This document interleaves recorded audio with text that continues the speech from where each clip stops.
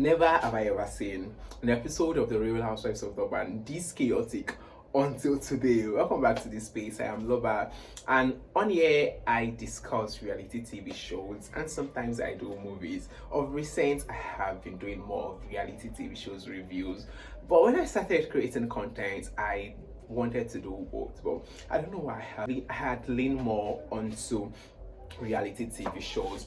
I think this episode is as chaotic as you could ever think of. So let's discuss this episode. To an extent, when this episode started off, I think I was very mad at Nonku. Like, Nonku, you're doing too much. Nonku has always done too much, but I feel like she's still doing too much. So it started off with the trip. The ladies had planned to go to Johannesburg, and Angel at Fafa hosted them. And I know in every Real Housewives franchise, whenever they go on a trip, there is always a drama associated to room allocation. And this season seemed not to be an exception, as Nonku seemed to cry for a room that had been given out to Sorisha. A part of me was like, why do Nonku feel entitled? Nonku is just like, she feels she's like the queen bee and probably everybody needs to worship her. And Nonku is just so condescending. Nonku is drama. I think Nonku will do anything just to be in any drama she wishes or she wants to be part of. Because I'm like, why this drama? You were not there. It was a raffle draw, so anybody could have gotten it. But a part of me still feels like those ladies deliberately picked from that raffle Sorisha. I don't know. I just feel like they deliberately choose to give Sorisha that room. There was no raffle. If probably Nonku is coming with the theory of, oh, I don't think there was any raffle, probably the ladies deliberately know who they want to give out the room to. Probably that makes sense. But she going all and on with the fact that yes, Sorisha is not yet, like our idea and our reasons for wanting to get the room is not adding up. It's not making sense, and it's just giving, I want drama, I like drama, I want to be in drama. That's it. Then the dinner drama. So after the room allocation drama, they went on dinner. And what is a dinner with these ladies without drama, without fights, without screaming? And this episode is not an exception.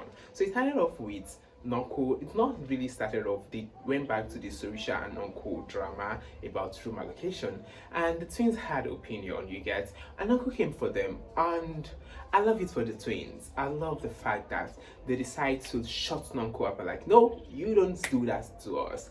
I love it. And the part where they called Nonku go, I was like, whoo.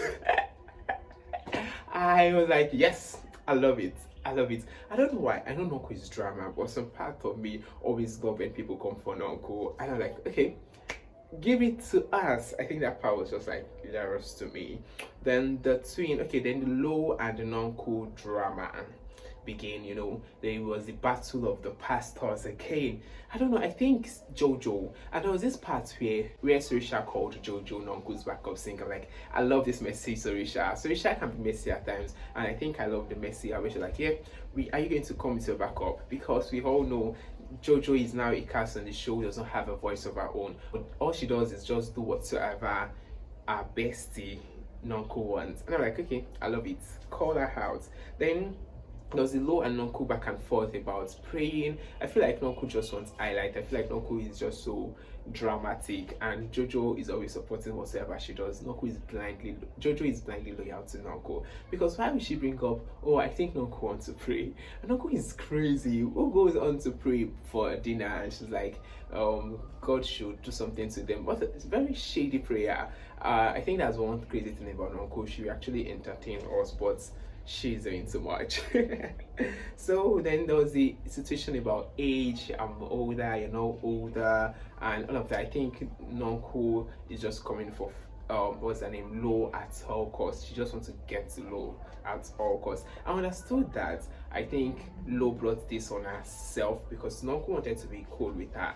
Low was one who went, no, I'm not gonna be cool with you. Still dealing with the fact that she decided to go for the wrong person. The same at that dinner, Nonku came for Fafa with the game Never Have I Ever, and the part of me feels like, oh my god, they're going to throw Jojo under the bus, because you know Jojo gets to that gist from her husband, and Jojo shared that gist with the ladies, Angel, I think Angel, Minnie, and Nonku coming to share that, and she's like, never have I. I'm like, Nonku, you're doing too much. Then Fafa choose not to drink, and Nonku is like, won't you drink? Aren't you going to drink? Oh my god, Nonku is that messy, and I think she makes the show entertaining to an extent, but she does too much. Then after the dinner, the ladies met in different groups, and I think I am only interested about the Sorisha and Minnie meeting. And before I go into that, let's discuss Precious. We get to understand that Precious chose not to be part of this group anymore, and I don't think we are going to see Precious in subsequent episodes. I might be wrong, but with what I had seen and how they played the part where she was like, she won't be coming, I think. And it's understandable, the way these ladies came for Precious is so bad. Then moving on to how Sorisha and Minnie discuss, I think I understand that Sorisha did try their best to understand the situation. Sorisha is the only person in this group who wasn't blind with that narrative and the perspective they have about Precious, because it's her business and she needs to deal with her business the way that is best for her. But one thing that got me confused is Minnie saying she still like to have some hair from Precious salon or whatever, with Sorisha go get it for her, unless if that statement is being ironical, or if it is not, this is giving double standard, or probably I just want to have drama. I just want to have drama with Precious at all costs, because the very first episode, or the very first time Precious and Angel met, no, Minnie and Angel met, Minnie is the one who goes on and on doing this campaign about how Precious's hair are not of good quality. So how all of a sudden she's saying she would love to get her hair from Precious, but because of this drama they've had and the back and forth, she feels she can't do that anymore. Or probably guess she let me know if probably she was being ironical. Then the London's arrival. So they had this other dinner, and I was so surprised to see that the host did not come on time. They chose to join later. I feel this is like a production thing. I don't know, I might be wrong, because we don't really get to see a very understandable reason why they choose to come later. And the way Sorisha seems to have hijacked the dinner, and it seemed to be about Sorisha. So let's discuss the dinner, the arrival of London. I think I like to see London on the show. I was so surprised to see her, but I really love her, and I love the way she comes from Nonku. You know, the conversation of Nonku was reporting their drama and how she felt because Lo is a pastor's wife, they share something in common, and I felt like Nonku chose to rant to the wrong person, because London did not give a F about Nonku. So hence she was so quick to say, yeah, you guys don't share anything in common. She's a pastor's wife and you're a pastor. There's a difference. And Nonku like, oh, I'm like, London, just give Nonku a grace. I think I love this London. And away from London, I think they had so much back and forth, the Jojo in the mix and all of that conversation. It was a lot, but I love it. Then Minnie, I think Minnie is a clout chaser, and that's on period. You might disagree with me, but that is my opinion, because why was she condescending to London on that table? Like, oh, we invited. Her comment was it was condescending. It was not a very welcoming one. And I love the fact that London was not having it. London was ready to drag her to the field.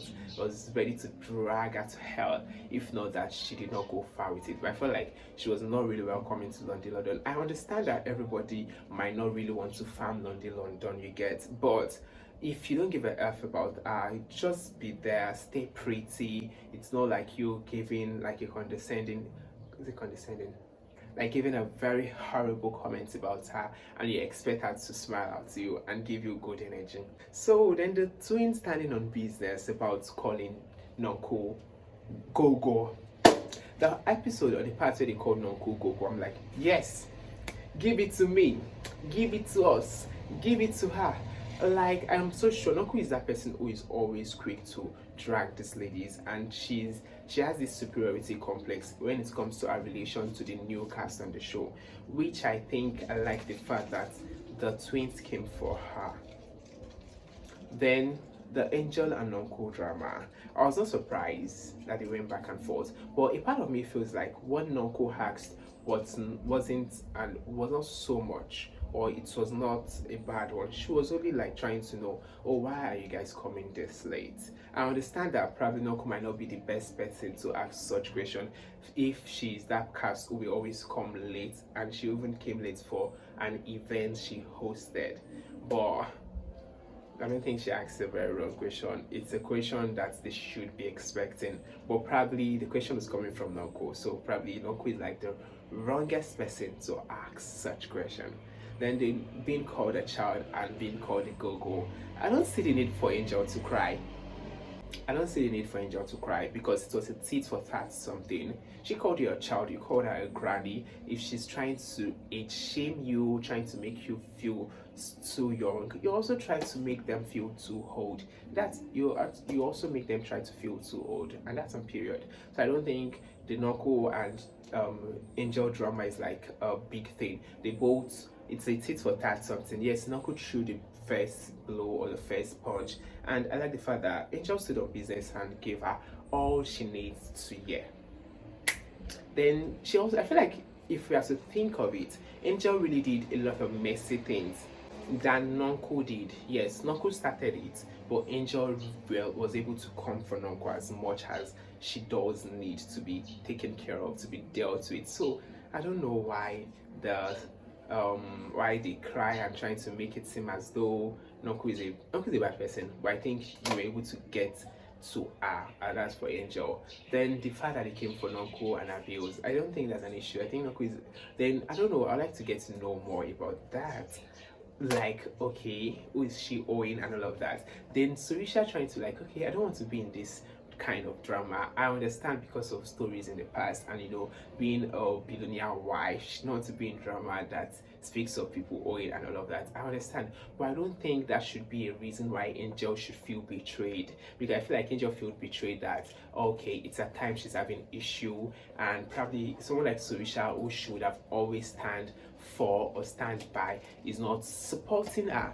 This issue is something Sorisha can't have opinion about, because people will always come for her that, oh, because you're wealthy, you're always using that wealthy privilege. So it's a drama she will stay out of. And also I think for every time Angel had decided to fight for other people's battle, I think she needs to understand that in this kind of group, you stand for yourself. It's not every time you need to form a clique and trying to be like, okay, I am staying loyal to you, so you can stay loyal to me. I understand Sorisha not, standing for her, but it is what it is. So this is everything I'll be discussing for the Real Housewives of Durban season 5, episode 7.